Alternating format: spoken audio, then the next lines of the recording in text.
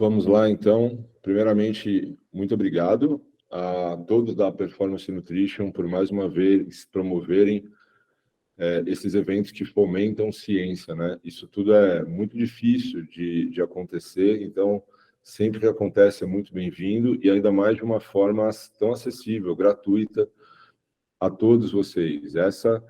Esse é o compromisso da marca, né? Levar não só para a prateleira e para o consumidor produtos de qualidade, mas também informações de relevância quanto à prescrição, eficácia e segurança do uso de alguns suplementos nutricionais, dentro e fora do esporte, não só para o foco esportivo, tá?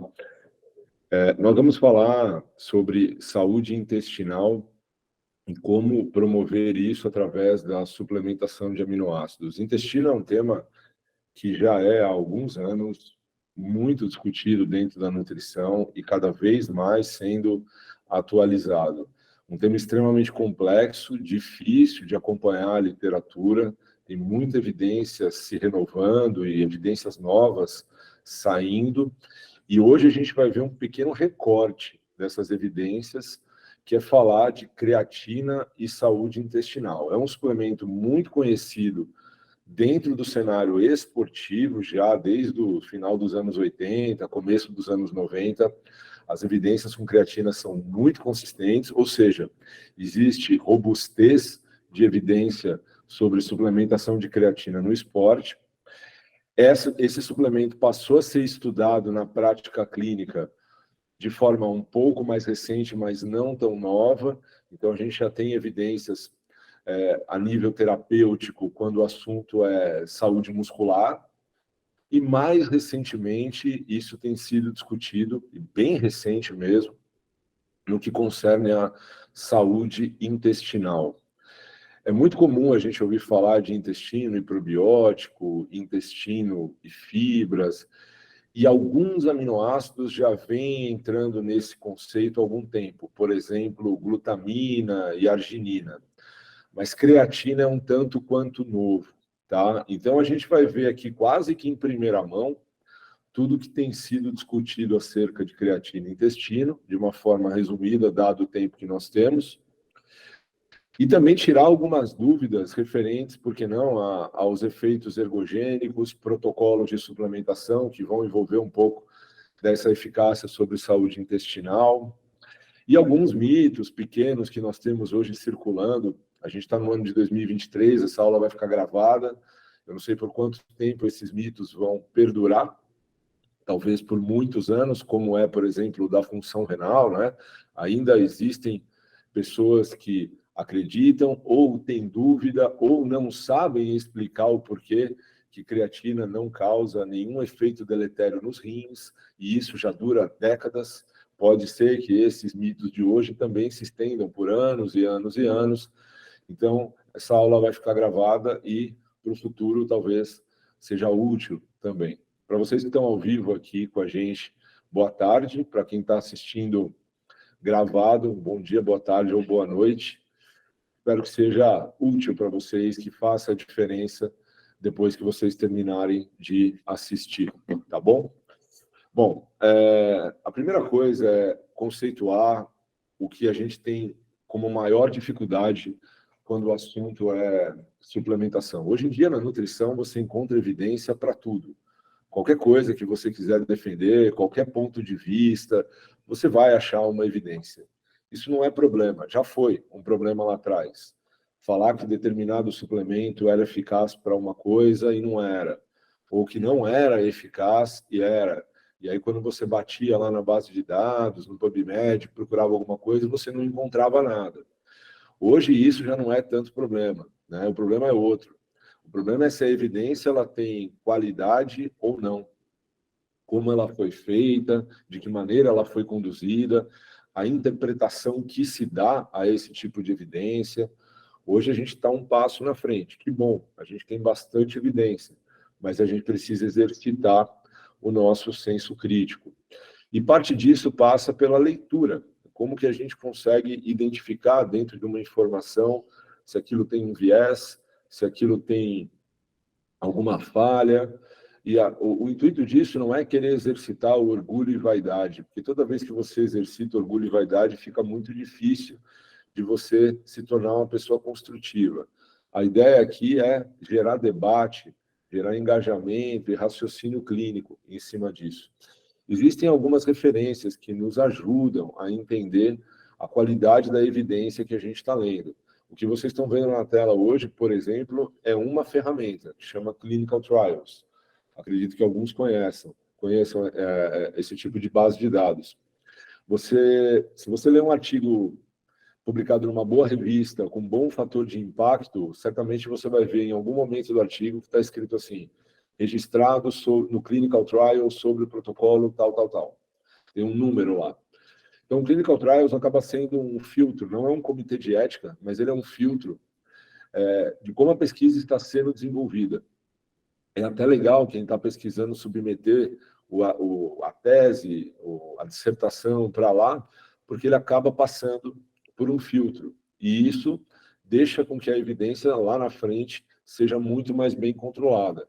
E para quem está estudando, de repente, olha, não encontrei nada sobre determinado assunto, você entrar no Clinical Trials e procurar, você vai ver se isso está sendo feito. Ainda não tem, mas de repente já tem alguém olhando para aquilo e você consegue trocar informações com os autores. Os estudos com suplementação, eles têm que seguir alguns critérios a nível de desenho experimental. Tem que ser estudos randomizados, né? Ou seja, são aleatórios, as pessoas são divididas em grupo A, B e C, de modo aleatório, sem viés, sem escolha. Eles têm que ser duplos cegos, de preferência.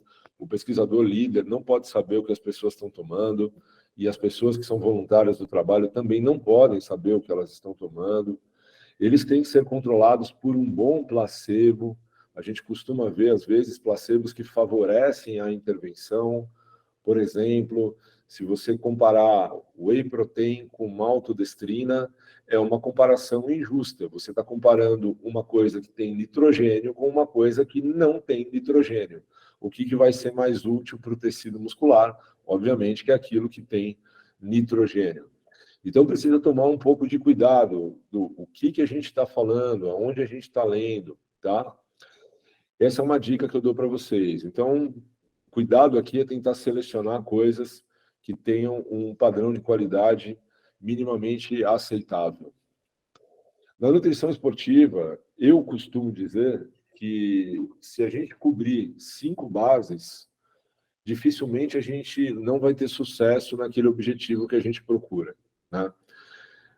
A primeira base que eu procuro fortalecer, independente do objetivo do paciente, se é saúde, se é estética, se é rendimento esportivo, amador ou profissional, se é ganho de massa muscular, emagrecimento, a primeira base que necessita de ajuste, controle, fortalecimento é o intestino. Afinal, tudo que a gente consome passa pelo trato gastrointestinal. Se dentro desse ambiente houver uma atmosfera que não é favorável para você absorver e disponibilizar para os tecidos centrais e periféricos tudo aquilo que você comeu ou parte daquilo, certamente o restante dessas bases que vocês estão vendo aqui embaixo vai ficar comprometido. O esporte necessita de saúde intestinal. Com uma boa saúde intestinal e uma boa estratégia alimentar, e claro, quando necessário, complementada com protocolos de suplementação, a gente consegue criar base energética. Energia para viver, energia para cumprir as atividades do dia, energia para executar as tarefas, o estímulo mecânico, o exercício. E, principalmente, a gente apresentar progressão dentro daquele estímulo, progressão de carga, progressão de volume. Tudo isso depende de energia. Base de recuperação. Eu preciso dormir bem, eu não posso viver com dores. Eu preciso sentir que a adaptação acontece num tempo favorável.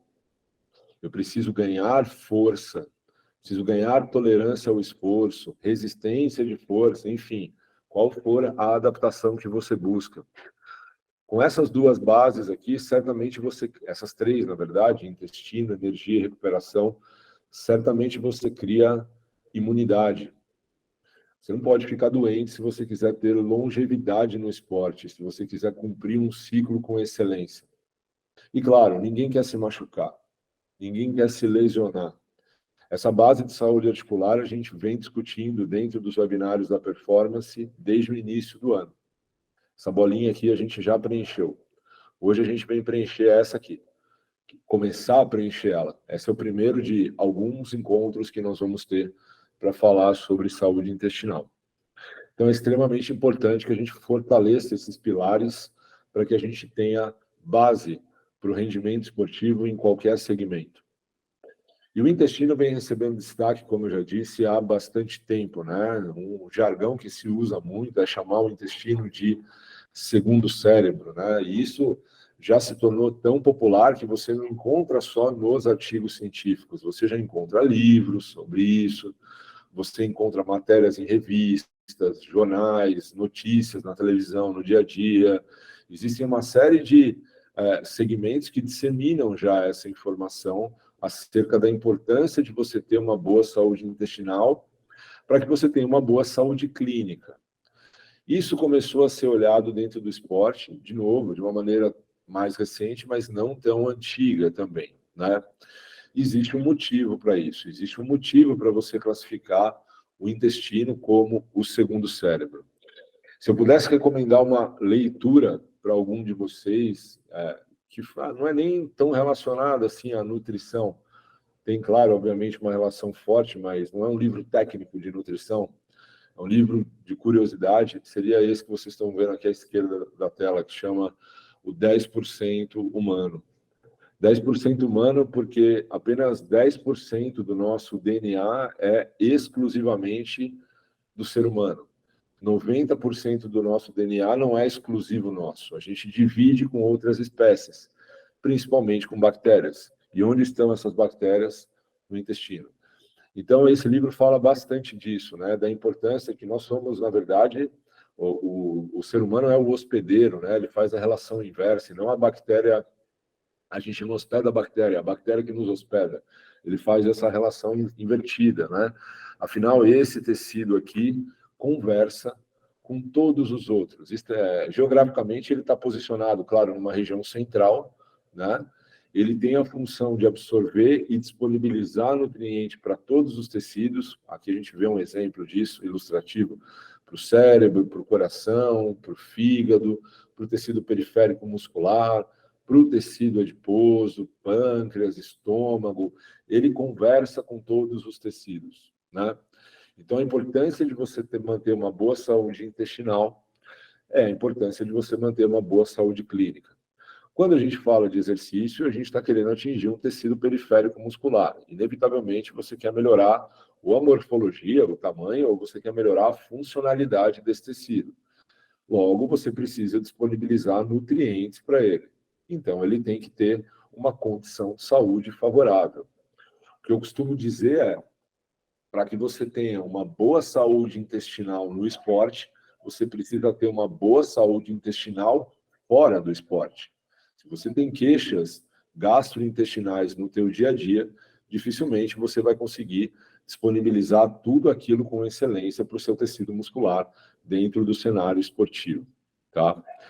O intestino, ele apresenta algumas características, mas uma característica muito forte que a gente destaca se chama resiliência. Resiliência significa, em partes, um pouco de resistência, né? Isso é claro quando a gente fala, por exemplo, da formação da microbiota e da suplementação de probióticos, né? A gente forma a nossa microbiota até uma certa idade e ela se mantém estável ao longo da vida. Quando a gente, por exemplo, suplementa probióticos, é bem sabido que você tem que fazer isso por meses e meses e meses. 6 meses para mais, por exemplo. Se você faz por curto espaço de tempo, provavelmente essa resiliência vai vencer a suplementação, ou seja, o teu intestino volta a ser aquilo que ele era antes da suplementação. Hoje em dia já tem algumas evidências que falam que os aminoácidos servem de substrato energético para algumas bactérias. Só que com creatina isso não existe, não com robustez de evidência, mas existe já com outros aminoácidos. As bactérias usam nitrogênio para produzir os seus metabólitos, mas com creatina a gente ainda não consegue entrar dentro desse mérito. Mas é importante que a gente não ignore essa característica do intestino, porque certamente existe uma relação entre disponibilizar a creatina para o intestino e diminuir ou aumentar a produção de alguns metabólitos dentro dessas bactérias. Dentro do exercício, isso já tem ganhado uma importância muito grande, que a gente já consegue até relacionar com capacidades funcionais. Por exemplo, você otimizar a saúde intestinal, e aqui a gente tem alguns mecanismos que participam disso, né? Inflamação, permeabilidade intestinal, disponibilidade de ácido graxo de cadeia curta. Isso pode melhorar tempo de exaustão, tempo contra-relógio, que seria uma medida de potência, mais de intensidade, né? Força máxima, e tudo isso porque você cria mais base energética e mais base de recuperação através da nutrição com uma boa saúde intestinal. Para vocês conhecerem um pouco da história que a gente tem a respeito de intestino e exercício, em 1992, se eu não me engano, 93, esse artigo, foi um dos primeiros a fazer essa pergunta, né? Lá na Sports Medicine. Se o intestino é ou não um órgão atlético.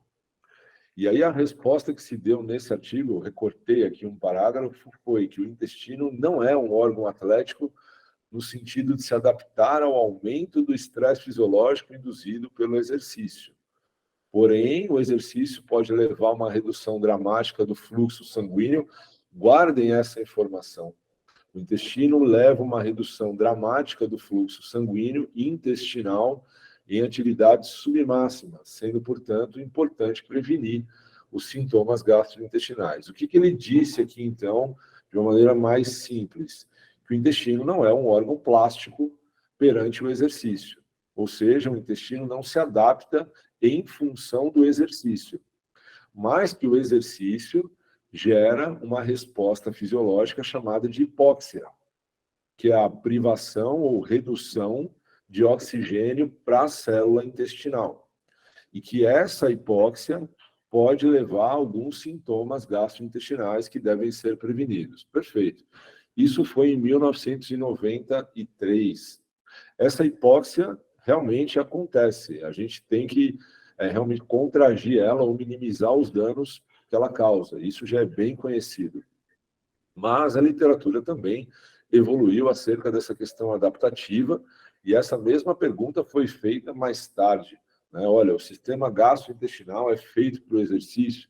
E a resposta foi que sim. E aqui se mostrou um dado muito simples, né, de esvaziamento gástrico, ou, se vocês quiserem olhar pelo outro lado, retenção gástrica de um volume alimentar que foi consumido aqui. Então, 3 populações aqui, olha só, sedentários no repouso, atletas correndo e atletas no repouso, foram submetidos a uma mesma refeição, tá? Com ovos, sanduíches, sanduíche não, ovo e suco de laranja, um volume de 400 calorias, sendo 40% carboidrato, quase 40% gordura e 22% proteína. E o que se observou?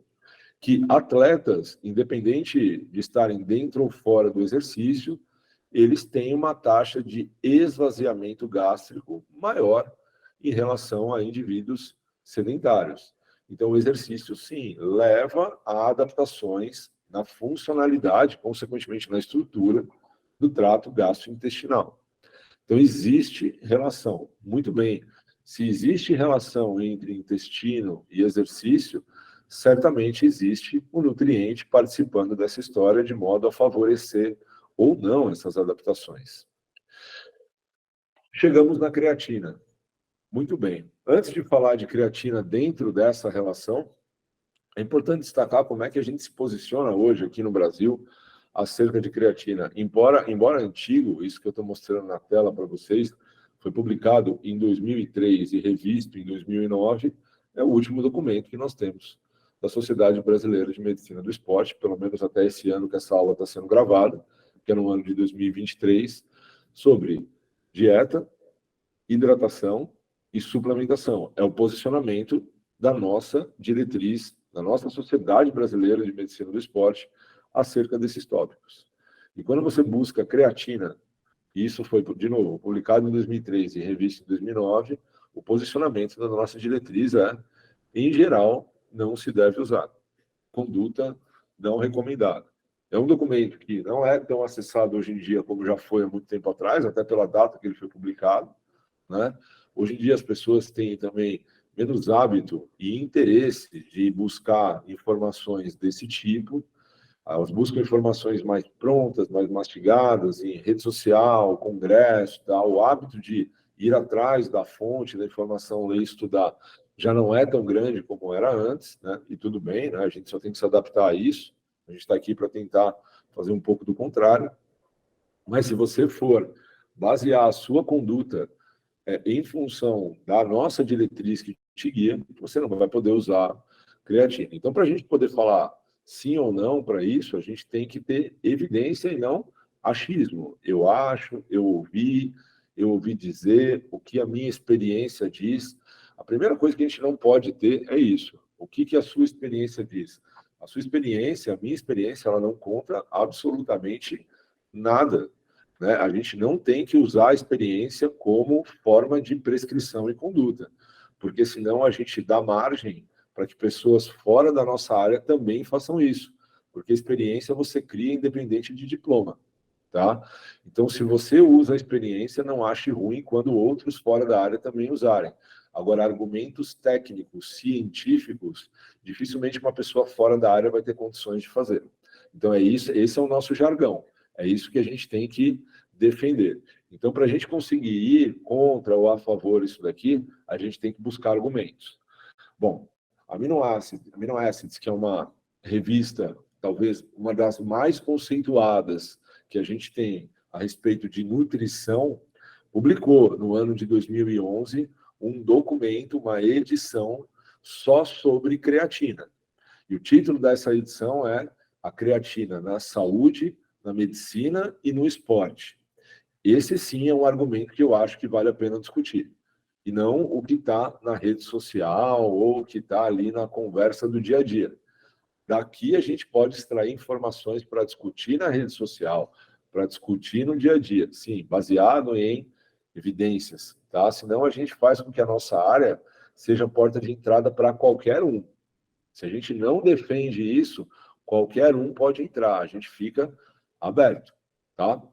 Então, minha sugestão é que vocês busquem esse documento, quem quiser saber um pouco mais sobre creatina, é um compilado, são mais, se eu não me engano, são 10 ou mais revisões bibliográficas só sobre creatina, escritas por autoridades na área, pesquisadores, tá?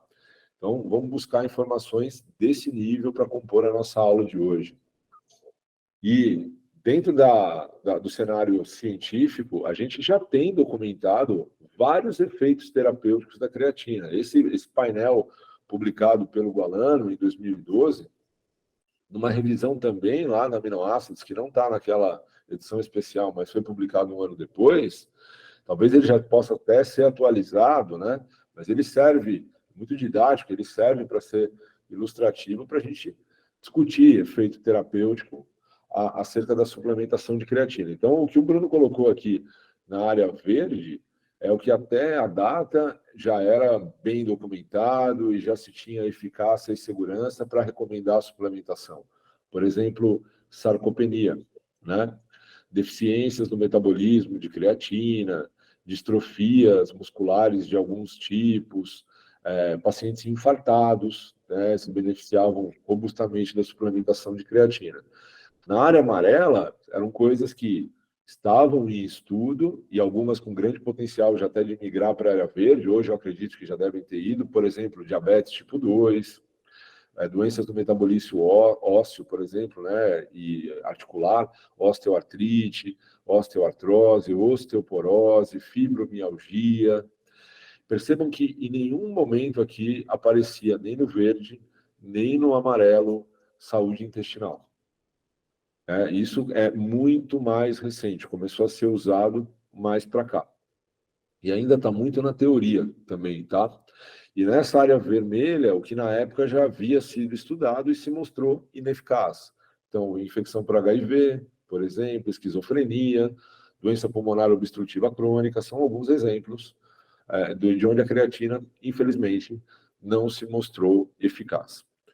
Vamos entender um pouco do metabolismo da creatina, e a gente, claro, vai focar mais aqui no intestino, mas não tem como falar de creatina sem pincelar algumas coisas aqui, tá? Vamos lá. Primeiro, se ouve falar muito a seguinte frase: a creatina é produzida nos rins. A creatina começa a ser produzida nos rins e termina de ser produzida no fígado, tá?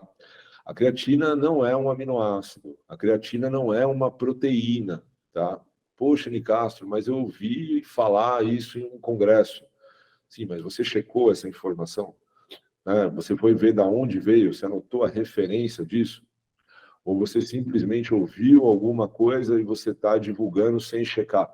Isso é um tanto quanto irresponsável. Então, sempre é bom checar aquilo que a gente está ouvindo, né? Por mais legal e novo que seja, encantador, principalmente quando for novo e encantador, tem que checar, tem que ir atrás, tá? O que faz uma informação ser útil e válida não é o número de seguidores que aquela pessoa que está falando tem no Instagram e nem se ele tem clareamento nos dentes ou se ele está usando terno. Não é isso que faz a informação ser legal. O que faz a informação ser útil é isso que está aqui no finalzinho do slide. Ó. Isso aqui é mais importante do que a aparência de quem está falando. Tá? Mais valor ao conteúdo e menos ao palestrante. Tá? Muito bem.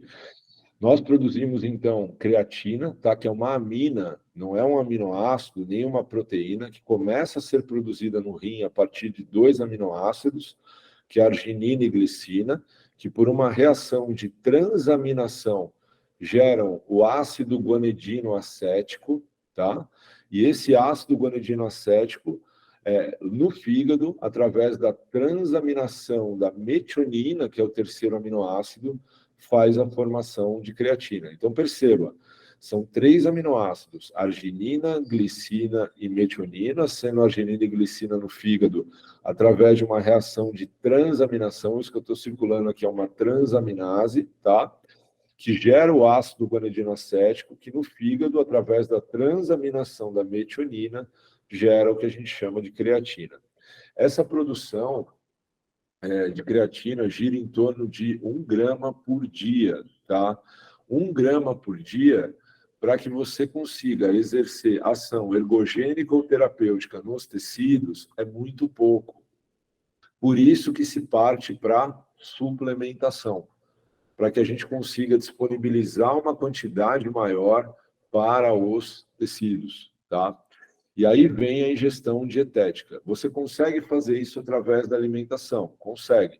Mas para você obter 3, 5 gramas de creatina através da alimentação, você precisaria consumir muita carne, frango ou peixe, uma quantidade grande, o que implica que você consumiria muita proteína, às vezes muita gordura e muita caloria.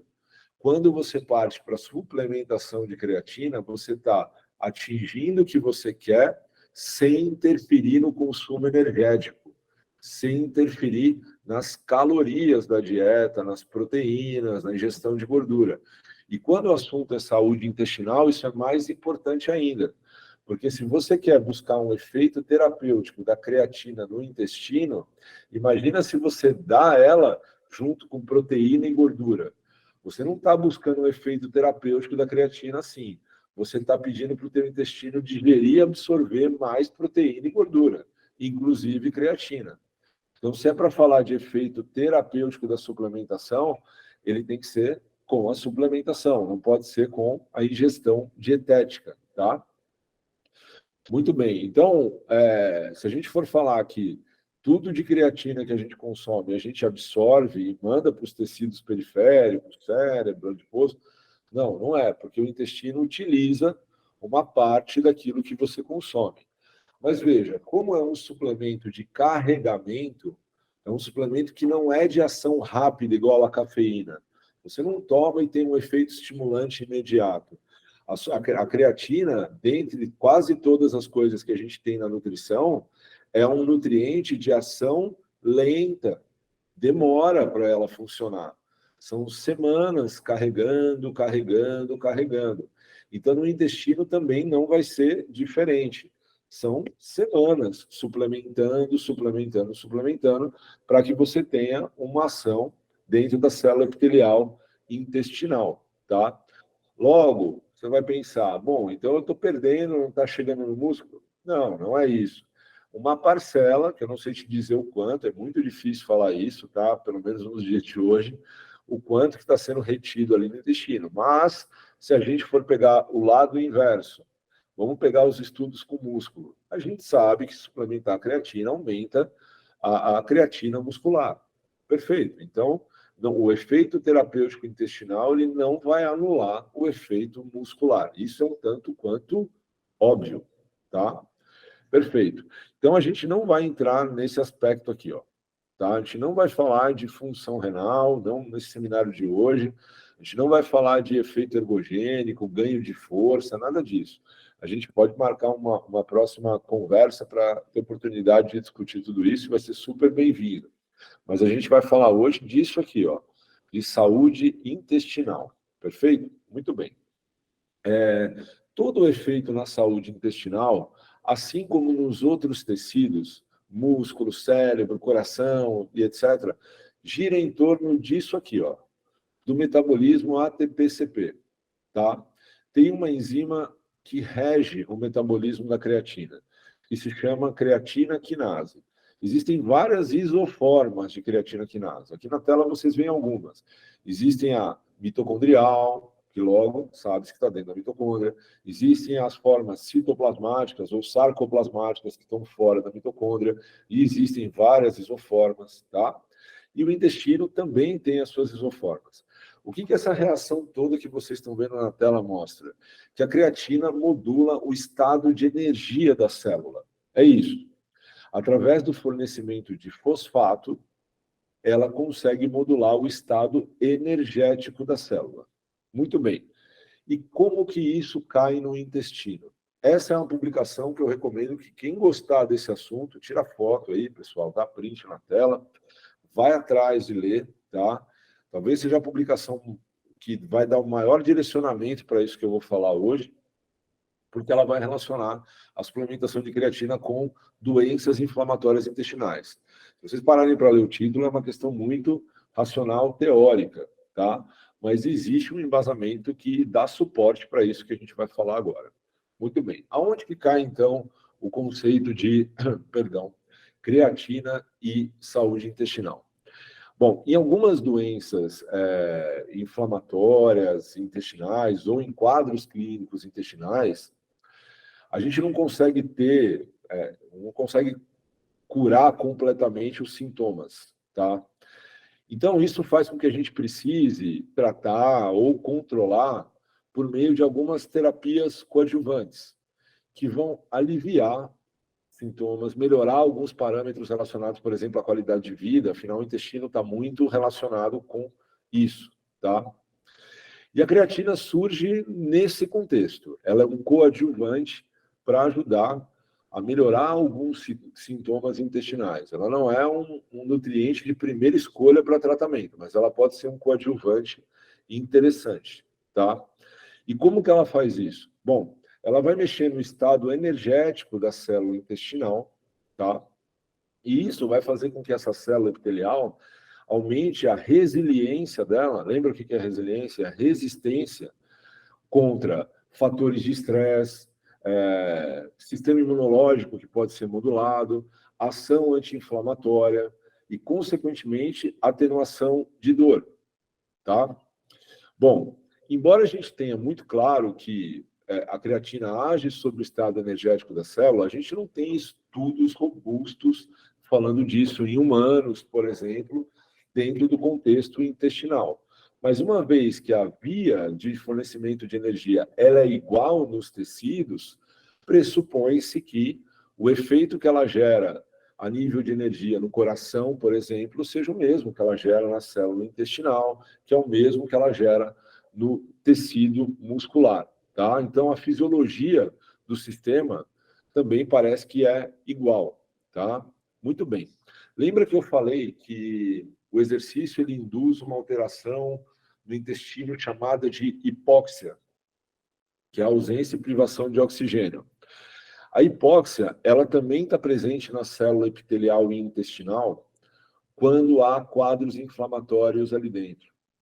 Então, existe essa relação entre inflamação e hipóxia. E isso desempenha um papel importante na patogênese, ou seja, na causa das doenças intestinais, tá? Doenças epiteliais ali que atingem a mucosa intestinal. Isso compromete o metabolismo energético da célula e diminui a carga de energia celular. Ou seja, vamos contar a história do começo. Hipóxia e inflamação alteram o metabolismo energético celular de modo a diminuir a carga de energia da célula intestinal, e isso torna a célula mais vulnerável. Vulnerável ao quê? Aqueles estressores que a gente falou, como, por exemplo, espécie reativa de oxigênio, as citocinas pró-inflamatórias, algumas toxinas, por exemplo, tá? Isso, então, vai diminuir o conteúdo de creatina dentro da célula intestinal.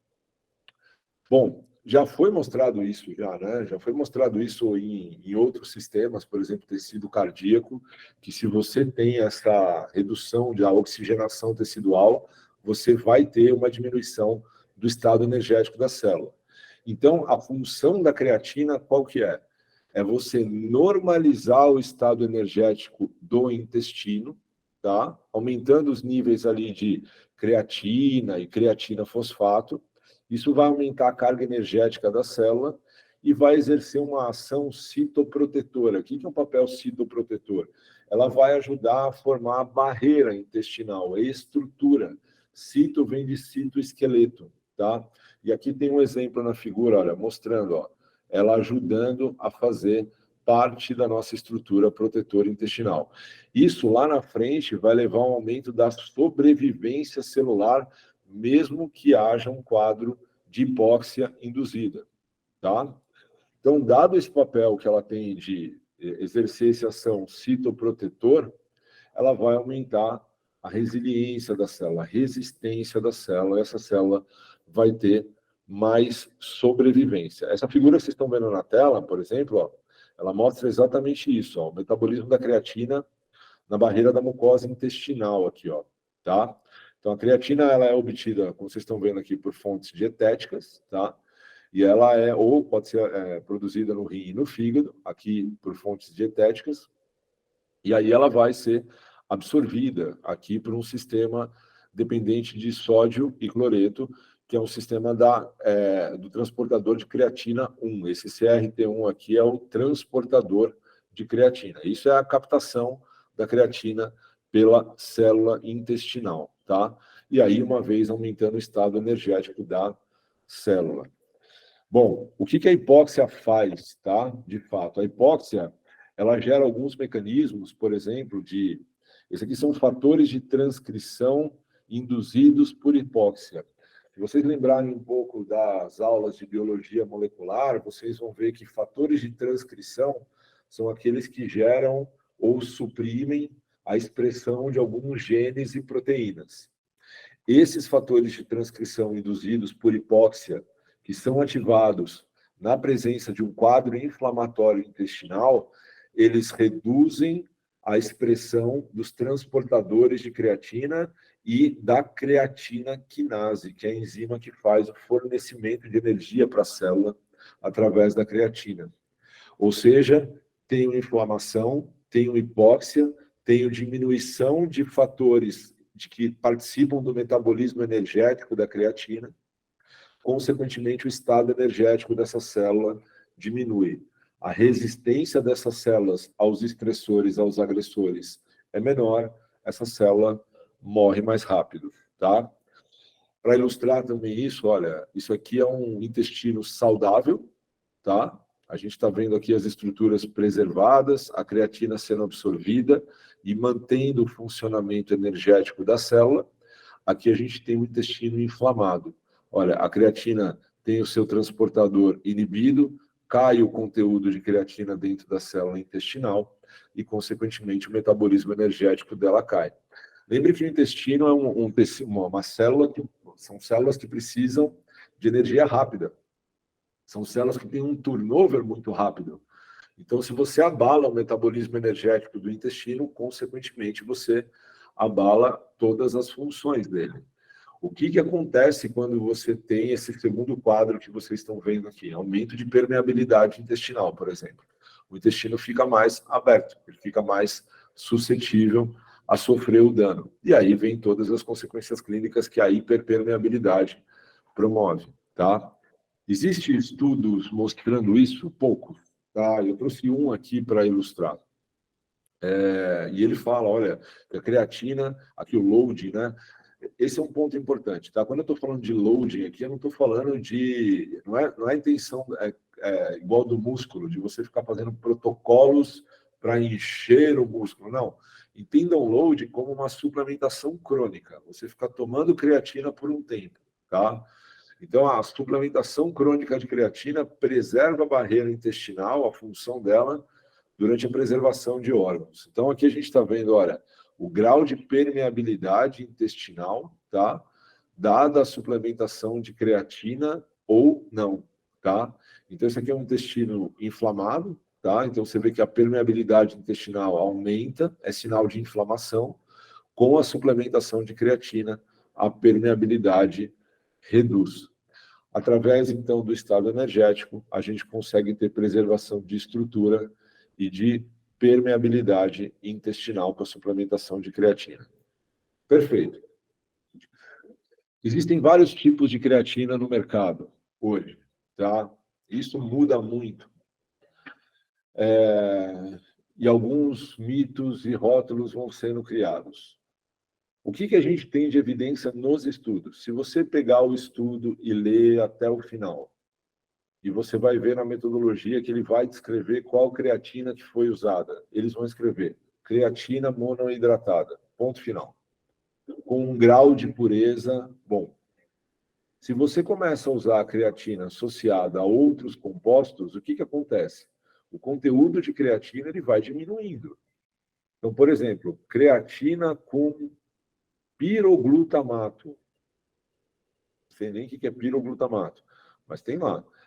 Se você tomar uma dose dessa creatina, 50% dela só é creatina.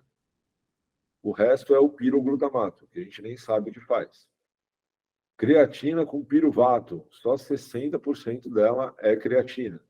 Ou seja, você vai ter que aumentar a dose para conseguir chegar na dose de creatina que você quer. Então, quando a gente fala de tipo de creatina, o que é importante? Que seja creatina monoidratada com grau de pureza adequado. Existem várias matérias-primas. Existe a Creapure, por exemplo, que o pessoal fala. Se eu resolver lançar uma creatina aqui agora e colocar assim, Nicastro Pure, ela pode ser tão boa quanto a Creapure. O que vale nesse caso? É o grau de pureza. A Creapure é um selo alemão. Eu posso lançar com a performance aqui um selo Nicastro Pure, por exemplo. E ele não vai ser diferente da Creapure. Ele vai ser igual se ele tiver um bom grau de pureza. E por que isso ficou tão caro e tão reconhecido? Por uma questão de popularidade e rótulo. Da mesma forma que há muito tempo atrás, se falava só em whey protein da Glâmbia. E hoje não se fala mais nisso, porque isso caiu e existem várias matérias-primas. Você se apegar a um argumento desse de selo de rótulo ao invés do grau de pureza, me preocupa, porque parece que o profissional que se apega a isso, ele está mascarando uma deficiência técnica dele através de uma terceirização. Ao invés de ele pegar e falar assim, não, peraí, vamos olhar o grau de pureza, ele já terceiriza, ele fala, é Creapure? Não é? Então não toma. Ele nem para olhar o grau de pureza daquele lote que ele está recomendando. Então, o importante não é o selinho do rótulo, o importante é o grau de pureza que você tem. Quanto maior o grau de pureza, e sendo creatina monoidratada, espera-se que o grau de pureza seja alto, melhor. O que você, como profissional, tem que se apegar? Quais são, primeiro, o grau de pureza, obviamente, e segundo, quais são os fatores limitantes para a creatina funcionar? Quais são os fatores que eu, como nutricionista, tenho que me atentar na minha conduta para que eu faça com que essa creatina que meu paciente está tomando exerça a sua ação. Não é o selo. É volume de treino, o teor de proteína da dieta, o grau de pureza do produto que você está recomendando. O volume de treino, a gente vai ver, você precisa olhar. Sem você olhar o volume de treino, não tem como você saber se ele está performando dentro da tua expectativa. O teor de proteína da dieta, também não. A literatura hoje defende creatina monoidratada. E se você pegar os artigos e ler até o final, eles não falam creapure. A ciência não foi feita em cima de creapure. A ciência foi feita em cima de creatina monoidratada com um bom grau de pureza. A literatura não suporta outros tipos de creatina que não sejam creatina monoidratada. Tá? É a creatina monoidratada com bom grau de pureza, independente da matéria-prima. O que a gente tem que ter em mente, nós como nutricionistas? Argumentos técnicos e não argumentos de marketing, de selo, de rótulo. Parece que quando o profissional joga para o rótulo, ele quer encobrir a deficiência técnica dele. O que você tem que discutir com o paciente não é se é creapure ou não. Peraí, vamos olhar a tua dieta e vamos ver como é que é o teu consumo de creatina através da dieta, que é extremamente difícil de quantificar, porque a gente não tem referência.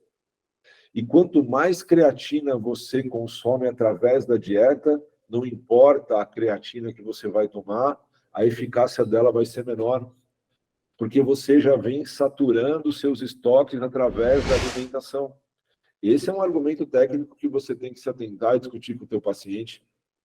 E você tem que perceber isso através do teor de proteína da dieta e o quanto de proteína vem de origem animal. Quanto mais proteica a dieta dele, quanto mais carne, frango e peixe ele consumir, pressupõe-se que ele já vem carregando o músculo dele com creatina. Aí ele vai suplementar. O que ele vai falar para você? Olha, percebi pouca diferença no treino. É culpa da creatina, do selo? Não, é culpa da dieta. Então, quando o profissional joga para lá, ele cobre a deficiência técnica dele. Então, isso tem que ser discutido com o paciente, não selo de pureza, tá? Outro argumento técnico, isso aqui é um slide que ilustra bem isso. Isso aqui é o primeiro estudo com creatina que foi publicado na história, de 1992, tá? Isso aqui são as pessoas que suplementaram. Esse é o teor de creatina no músculo que as pessoas tinham antes da suplementação. Então, percebe, esses dois aqui em preto são vegetarianos ou veganos. Percebe que tem pessoas que já tinham muita creatina no músculo através da dieta, e tem pessoas que têm pouco. Essas pessoas suplementaram pelo mesmo tempo e pela mesma quantidade. E o que aconteceu? Tem gente que respondeu muito bem e tem gente que não respondeu. É porque era creapure ou não? Não, era por causa da dieta. Esse é um fator limitante. Selo de marca não é fator limitante. Grau de pureza é. Agora, selo de marca não dá. Pelo amor de Deus, não façam isso com a nossa profissão, com a minha profissão. Eu brinco que eu falo, eu preciso pagar boleto. Não estraga a minha profissão, senão eu não pago os boletos no final do mês. Tá? Se atentem a argumentos técnicos. Outro ponto limitante: treino, exercício.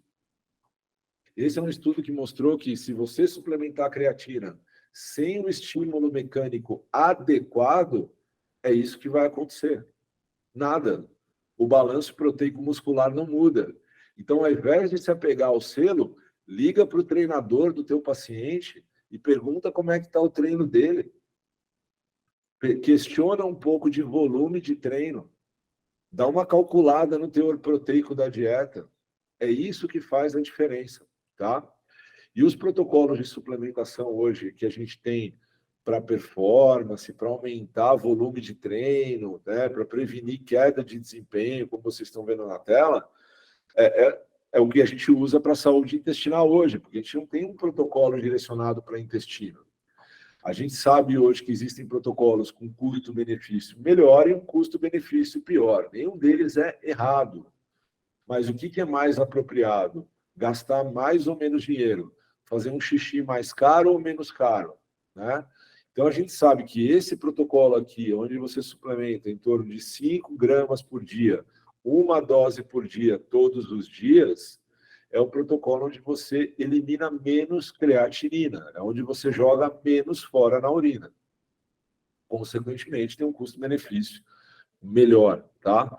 Ao invés de ficar discutindo argumentos superficiais, vai discutir periodização de treino com o treinador do teu paciente, vai entender qual que é a fase de volume, qual que é a fase de intensidade e ver se vale a pena suplementar ou não. Questiona a marca que você está recomendando quanto ao grau de pureza, pede um laudo do lote. Vai calcular a dieta dele, vê se o teor proteico não sobrecarrega de creatina demais. Busca a literatura, vai ler a edição especial da Amino Acids. Esquece esse negócio de matéria-prima que é melhor que outra. Não é isso que faz a diferença. É tudo isso que eu falei para vocês, tá? Bom, eu vou deixar aqui algumas conclusões, tá? Vamos lá, ponto a ponto. Creatina representa, para mim, eu coloquei entre aspas, um nutriente essencial. Eu vou falar que é essencial porque a gente produz, né? Essencial do ponto de vista de necessidade de suplementar. Se a gente pensa que a creatina ajuda a manter o estado energético do intestino e tem efeitos sobre os demais, poxa, vale a pena considerar como conduta, entre aspas, obrigatória. Efeito da suplementação de creatina em qualquer tecido é crônico, é carregamento, tem que ficar tomando. Quando os efeitos ergogênicos e terapêuticos são no músculo, ou seja, é muscular, é periférico, precisa adequar o exercício e a ingestão proteica também, tá? Quando o efeito terapêutico é no intestino, exercício já não interfere tanto, mas a ingestão proteica, sim. Você precisa entender se você está demandando mais ou menos no intestino, se você está fornecendo mais ou menos creatina através da alimentação. O que a gente viu hoje coloca a creatina como promissora no tratamento de doenças inflamatórias intestinais. Vejam bem essa palavra, promissora. E tudo que a gente fizer, tudo tem que respeitar a literatura. Porque nesse momento que eu estou falando com vocês aqui, que vocês estão me assistindo, nesse momento que a galera do YouTube aqui está assistindo, nesse momento que tem gente atendendo no consultório, pode ter certeza, tem centenas de caras com a barriga colada na bancada, segurando pipeta, né, tratando o animal, fazendo biópsia com músculo esquelético, estudando para entender isso daqui. E se a gente não faz isso, é falta de respeito com quem está trabalhando lá por nós, para que a gente possa exercer um bom trabalho no consultório, tá? Essa aqui é a minha rede social, pessoal, tá? Vocês podem me achar lá no Instagram. Tem bastante conteúdo que eu gero junto com a Performance, junto com a Care Club também. Esse aqui é meu e-mail, para quem quiser falar comigo depois. E sigam lá, porque a gente está produzindo bastante material para a Performance, tanto no Instagram, mas principalmente aqui no canal do YouTube, tá? Essa aula vai para lá. Quem está assistindo já no YouTube, procura outras aulas aí que a gente lançou também, tá? O nosso papel aqui é fomentar conhecimento para vocês. Obrigado, pessoal. Vou deixar a palavra com a Patrícia. E aí, não saiam não, porque tem um presente para quem ficar aqui até o final. Obrigada, doutor Humberto Nicastro. Mais uma vez, uma aula excelente, perfeita e muito esclarecedora, acima de tudo, principalmente com relação a essa questão da Cripir, que nem é um selo, né? Ela é uma marca de uma empresa alemã, né? Então ela não tem nenhum embasamento por nenhuma instituição que avalie ela como um selo. Ela é simplesmente uma marca. Tá bem? Vamos lá às perguntas. Carol Gouveia Ascensão pergunta: a dose para loading em intestino permeável tem uma dosagem específica em gramas? Até agora, essa data que nós estamos, não sabemos disso, não tem protocolo específico, Carol, para isso. Por isso a gente fala em 5 gramas dia uso crônico e contínuo. A Fábia Rezende pergunta: como verificar o grau de pureza? Patrícia, eu vou deixar para você.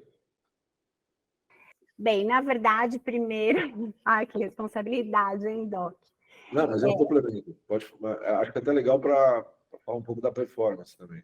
Sim, na verdade, eu acho que a primeira coisa que precisa se atentar é se é uma creatina monoidratada, né? E se ela tem 99% de pureza, né? Se ela tem uma boa diluição, se ela não tem cheiro, se ela fica insípida na água. Então, essas são algumas dicas, né? Se essa creatina ela é uma creatina pura. Existem aí alguns testes que se faz com iodo, né, para verificar se ela é pura ou não, mas eu não sei até onde isso é eficaz. Então, eu posso garantir para vocês que a da Performance Nutrition, ela é 99% pura. Uma metodologia muito usada, que perguntou a Flávia, né, para testar pureza de suplementos mesmo, é o HPLC, né, que é uma metodologia que é usada em laboratório de pesquisa e na indústria também. Ela confirma o grau de pureza, se tem contaminantes ou não dentro do produto, né? E a Performance, até onde eu sei, usa o HPLC também em alguns lotes, ou em todos os lotes, né? Sim, nós temos o HPLC, que é um equipamento que o Dr. Humberto sabe que não é obrigatório ter, principalmente em empresa de suplementação nutricional, não é obrigatório. Ele é muito utilizado em laboratórios farmacêuticos, né? Mas a Performance Nutrition, ela tem esse equipamento justamente para poder ter a garantia dos seus ingredientes. E não é só utilizado para avaliar a creatina, mas as proteínas também. Proteínas, vitaminas e minerais. Bem, a próxima, parte nutrição e qualidade de vida. Excelente aula, meus parabéns, muito esclarecedora. Obrigado. A Luciane Pontes, paciente com creatinina de 1,2, tem alguma contraindicação de uso de creatina? Creatinina no sangue significa que a ingestão, eu não sei se esse paciente está suplementando ou não, mas ele está consumindo bastante proteína animal. A creatinina no sangue, o que ela refere? O quanto que os seus tecidos estão jogando fora. Se ela está em 1,2, ela está limítrofe ou perto disso.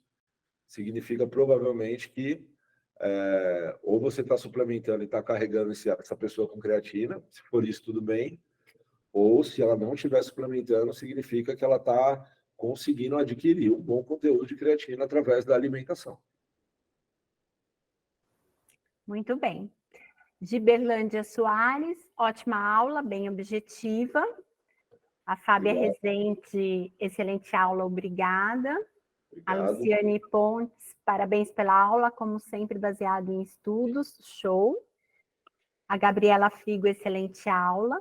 Isabela Oliveira, ótima aula. Rose Lopes, muito bom professor.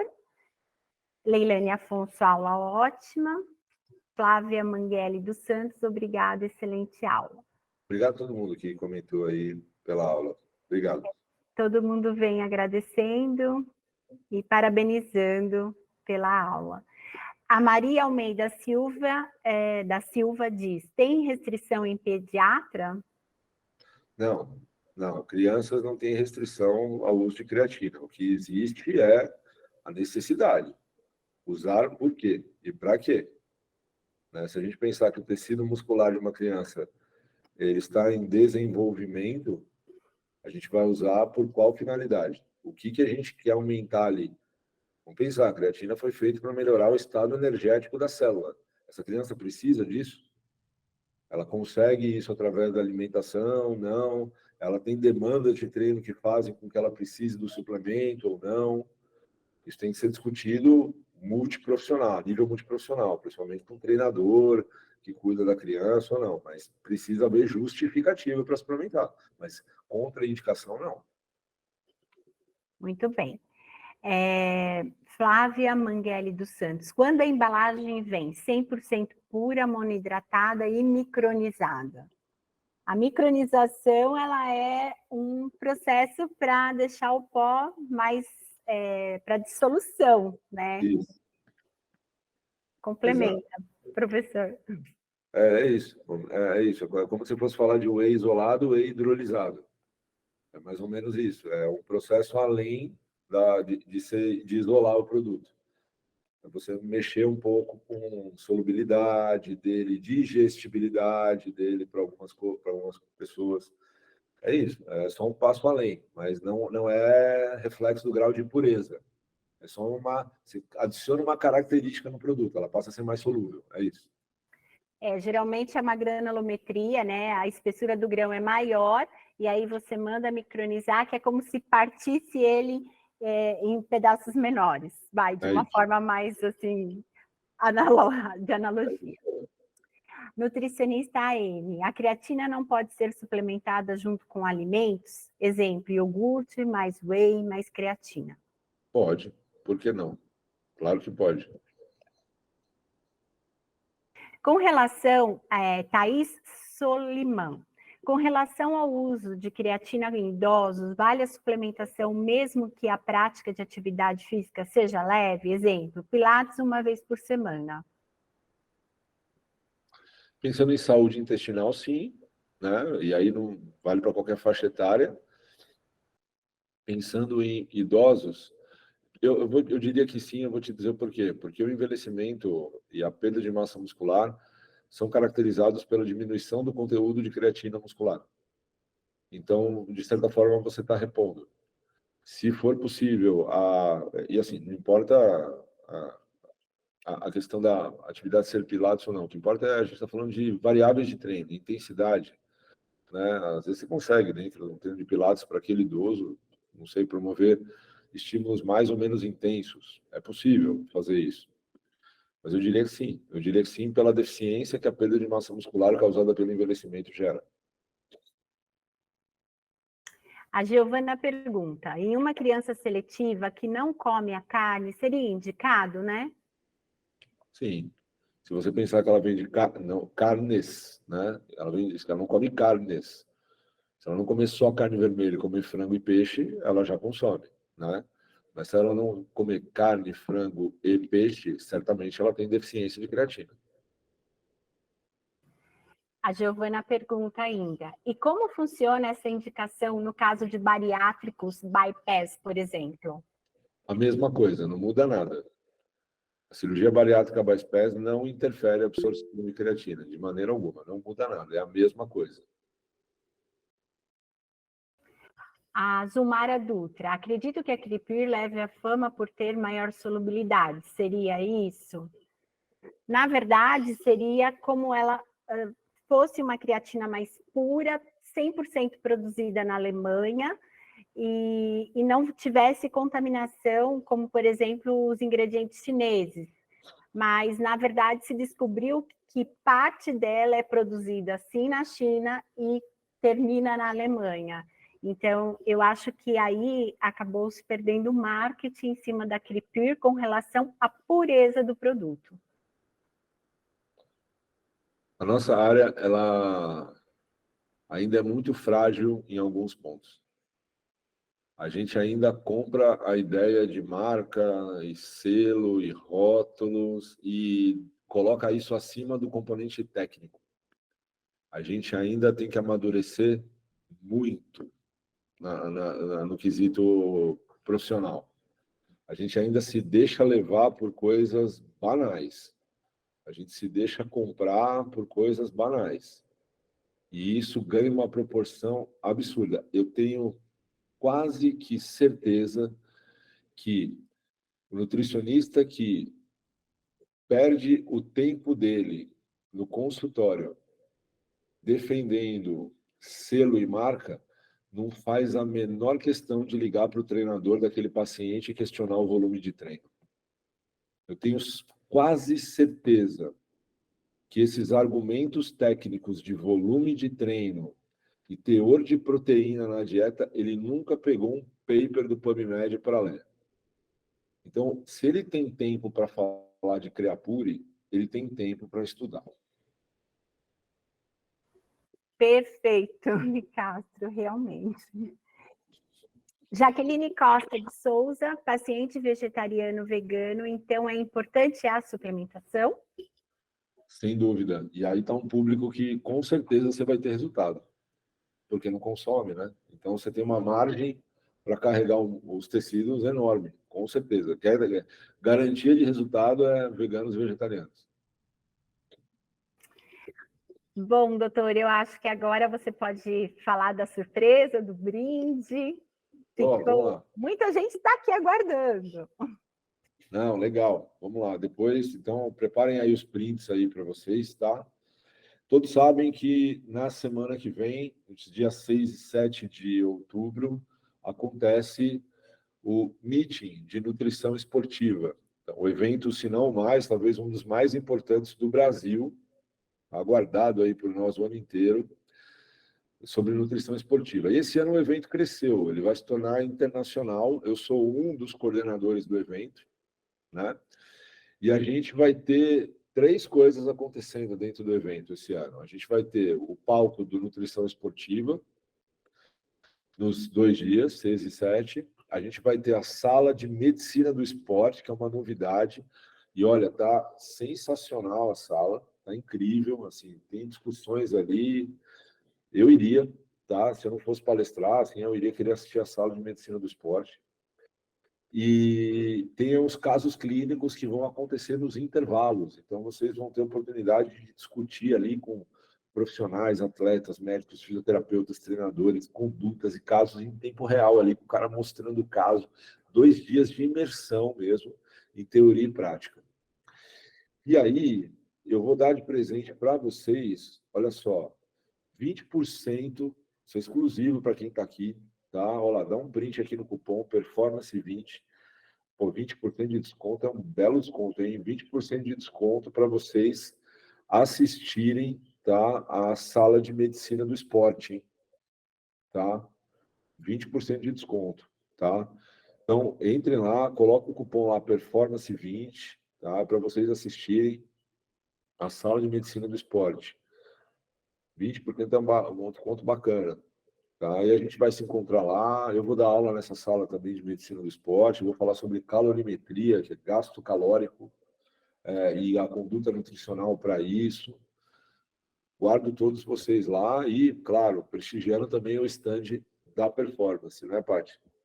Era isso que eu ia falar. Convido todos a visitarem o stand da Performance Nutrition, conhecer as novidades, ganhar os nossos brindes, trocar informação, tirar dúvidas. Estaremos com a nossa equipe de nutrição lá para atender todo mundo. Isso aí. Pessoal, muito obrigado pela atenção de vocês. Me coloco à disposição, tá? Mandem mensagem para mim se tiver alguma dúvida, quiser algum material. Vamos estudar sempre junto com a performance, tá bom? Valeu. Muito obrigada pela participação de todos e posteriormente vocês receberão o material da aula. Um abraço a todos e até a próxima. Tchau.